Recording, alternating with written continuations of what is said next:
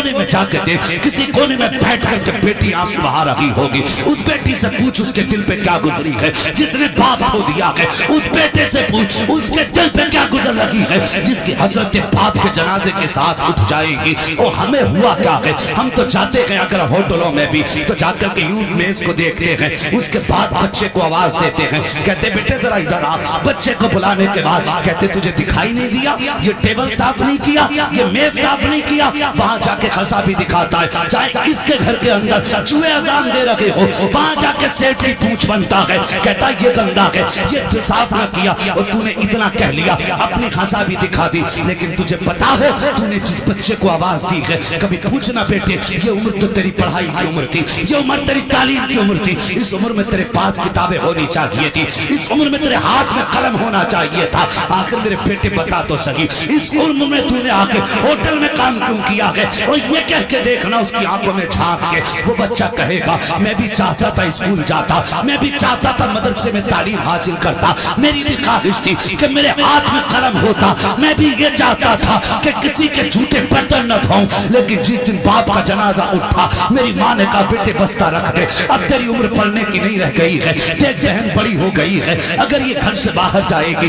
ہماری عزت چلی جائے گی, اس لیے لخت جگر جا کہیں جا کے کام تلاش کر تاکہ تیری بہن کو اور مجھے عزت سے گھر میں بیٹھ کے روٹی مل سکے. وہ بچہ تجھے بتائے گا میں بھی پڑھنا چاہتا تھا لیکن یتیمی کے داغ نے مجھے مزدوری پہ مجبور کیا ہے. میرا بھی باپ ہوتا میں بھی قلم چلاتا, لیکن جس دن سے باپ گیا ہے ماں نے اس دن سے کام پہ بھیجا ہے, اور جب شام کو 150 لے کے جاؤں گا تو یا تو اس سے راشن آئے گا یا میری ماں کی دوا آئے گی. اور یار تم جا کر کے کہتے ہو یہ ٹیبل صاف نہ کی, یہ تو نے بستر صاف نہ کیا, یہ کرسی صاف نہیں کی. جب تم بچے کو ڈانٹتے ہو تو تمہاری ڈانٹ اس وقت صرف ڈانٹ ہوتی ہے, لیکن اس کے بعد تمہیں پتا ہے جو ہوٹل کا مالک ہوتا ہے وہ یتیموں کے ساتھ کون سا سلوک کرتا ہے, انہیں جوتوں سے مارا جاتا ہے, انہیں گالیاں دی جاتی ہیں. اور تو ناک تک کھانے گیا تھا, کم سے کم یہ ظلم تو نہ کرتا کہ کسی یتیم کو تیری وجہ سے جوتے پڑ رہے ہیں, تو یہ ستم تو نہ کرتا تیری وجہ سے یتیم کو گالیاں مل رہی ہیں. اور یار کبھی ہوٹل جایا کرو, اگر چھوٹے بچے کام کرتے ملا کریں, قریب بلا لیا کرو, ہاتھ پکڑ کے پوچھ لیا کر بتا بیٹے تو نے بھی کھایا ہے کہ نہیں کھایا ہے, اگر نہیں کھایا ہے اپنے ساتھ پلیٹ میں شامل کر لے یا الگ سے اس کے لیے کھانے کا انتظام کر, اپنے ساتھ بیٹھا کے اپنے سامنے کھلا, اور اس کے بعد چلتے وقت اپنی جیب سے 150 نکال, اور تو 500 کا کھا کے چلا گئے. کیا فرق پڑا تیری جیب پر اگر تو 100 روپے نکال کے یتیم کی جیب میں ڈال دے, سر پہ پیار سے ہاتھ رکھ دے اور دعائیں دے کے چلا جا. خدا کی قسم جب شام کو بچہ واپس جائے گا ماں کے ہاتھ میں جا کر ہر دن سے زیادہ پیسہ دے گا, ماں پوچھے گی بیٹے تیری مزدوری تو 100 روپے تھی, بتائیے آج 200 کہاں سے لایا ہے.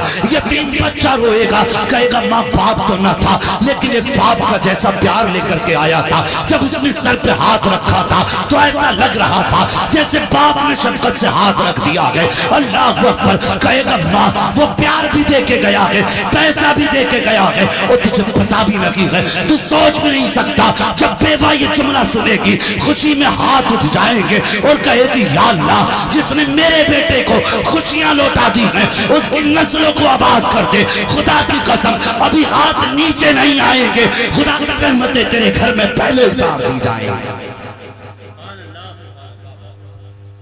سوچو کتنا بڑا باغ ہے یتیمی کا, کتنا درد ہوتا ہے ان لوگوں کو جینے میں جن کے سر سے باپ کا سایہ اٹھ جاتا ہے. ایسا سماج اگر آپ کو ملے اللہ توفیق دے. اگر میں جوتے لینے جا رہے ہو اور یتیم نظر آ جائے تو مارو گولی جوتے کو, جیب میں ہاتھ ڈال, یتیم کی جیب میں پیسہ ڈال.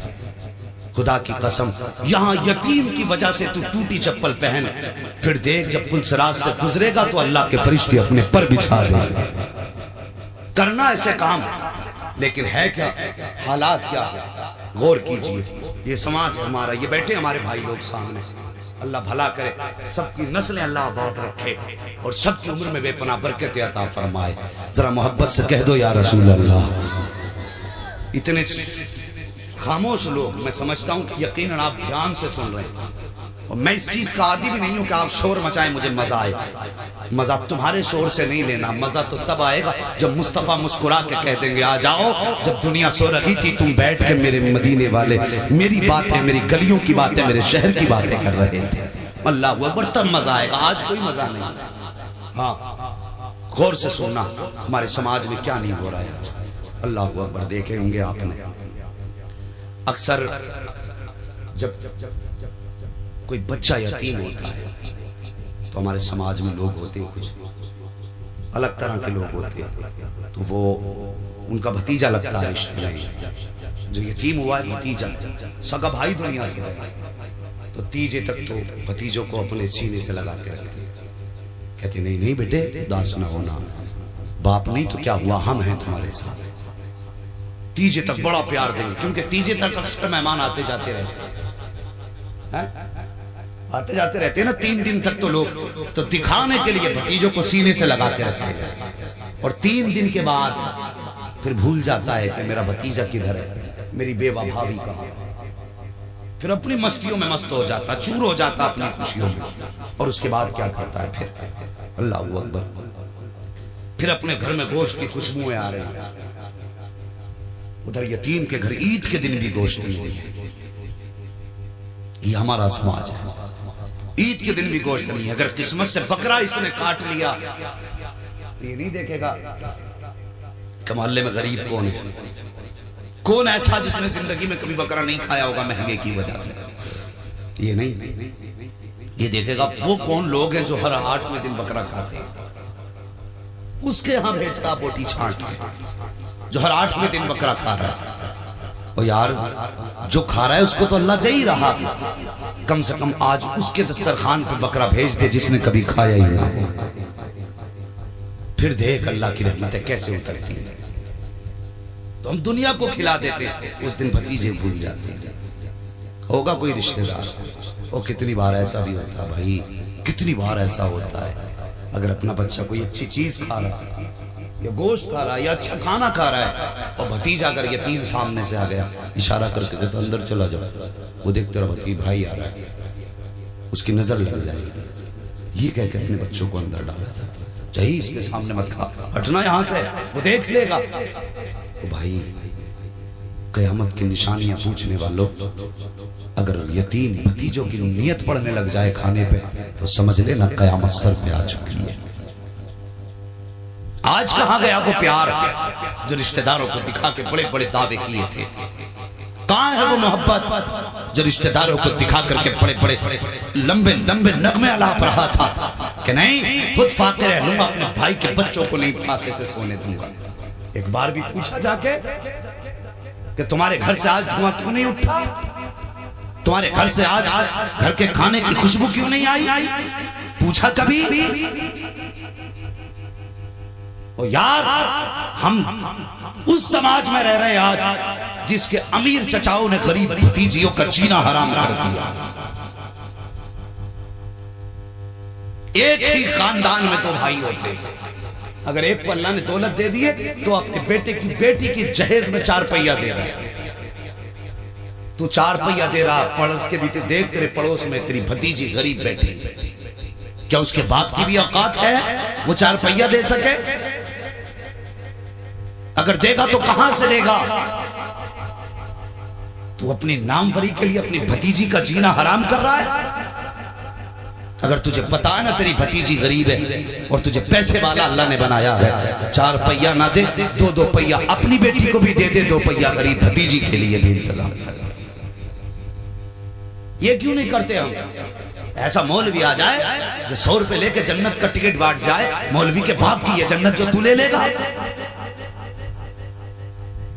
کرو، عمل سے زندگی بنتی ہے، عمل ضروری ہے.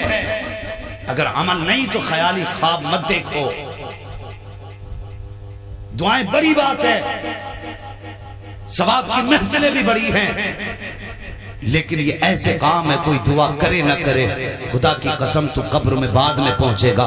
اگر تو نے کسی غریب کو نبھایا ہے نا تو تو قبر میں بعد میں پہنچے گا، تیری قبر کو جنت کی کیاری پہلے بنا دیا جائے.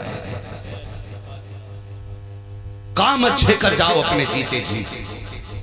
कितने जुल्म करते हम अपने समाज पे, हम अपनों के ही ना हो सके तो हम गैरों के क्या होंगे। लोग हमसे कहते हुजूर यहां बैठोगे, ये कूलर लगा दे, ये एसी लगा दे, अब 1 घंटे के लिए आया ये मौलवी, इसके लिए क्या क्या लगागा। मैं कहता हूं मौलवी 5 मिनट गर्मी में ठीक, लेकिन कम से कम अपने पड़ोस में रहने वाले अपने सगे गरीब भाई का भी तो ख्याल करें। हमें इसकी परवाह नहीं है, हमें नामवरी की परवाह है, शोहरत